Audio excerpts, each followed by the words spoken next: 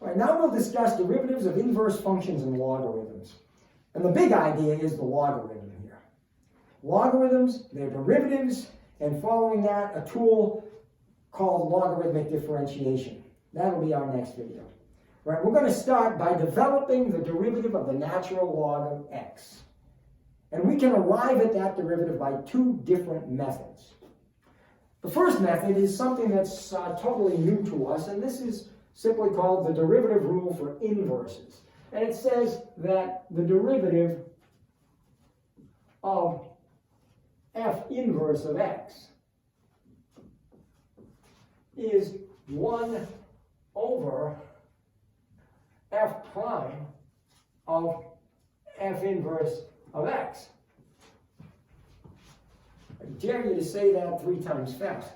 Okay, it's a strange looking equation, and frankly, if you never memorize it, I don't have a problem with that.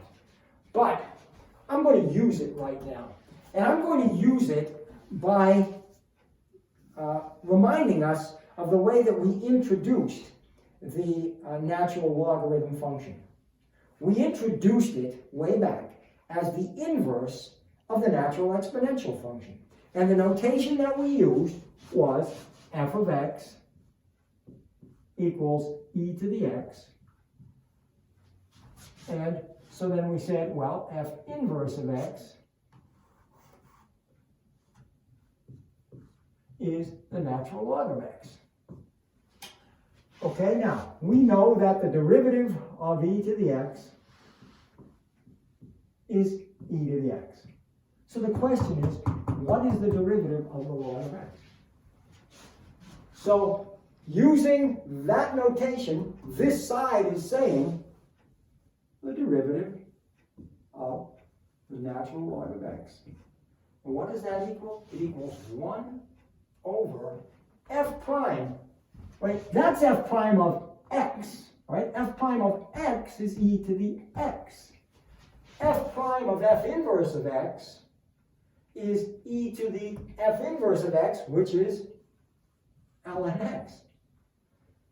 But we remember, because they're inverses, that e to the ln x equals ln e to the x, and they both equal x. So this e to the ln x is x. There is the derivative of the natural log of x. Right? That's one way to arrive at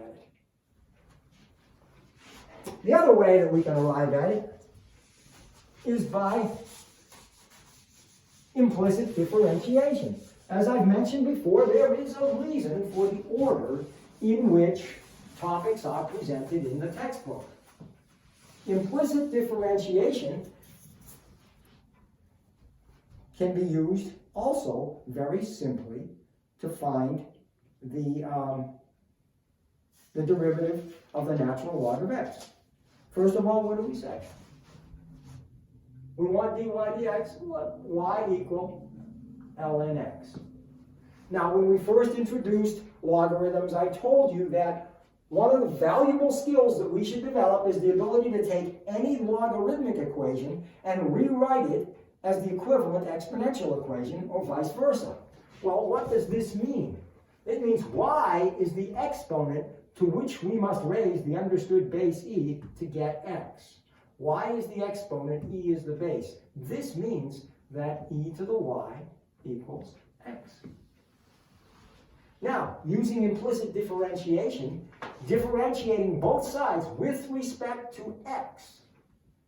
All right? With respect to x. Let me write that. d dx of e to the y equals d dx of x. What does that mean? E to the y times the derivative of the exponent. I'll just call it y prime equals 1. Y prime equals 1 over e to the y, but e to the y equals x. So no matter how you get there, the derivative of the natural log of x is 1 over x. All right, so at this point, let's just summarize all of the rules for derivatives of exponential and logarithmic functions. Keep this in view so I don't forget any of them when I wanted to write. All right, we know the derivative of e to the x is e to the x. The derivative of e to the u is e to the u du dx. Suppose the base is not e. Suppose it's some other positive number. The derivative of a to the x is a to the x ln a. The derivative of a to the u is a to the u ln a du dx. All right, there's a summary of our exponential derivatives. Now our logarithmic derivatives. The derivative of, as we have just said, ln x is 1 over x. The derivative of ln u is 1 over u du dx. The derivative of the base a log of x is 1 over x ln a. So you have the derivative of the base 2 log of x and 1 over x ln 2. All right, and the derivative of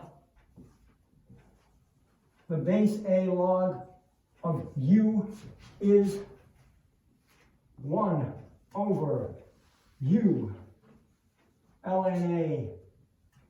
I keep getting stuck on the crap here. Times du dx. And that is the summary of derivatives of exponential functions and logarithmic functions.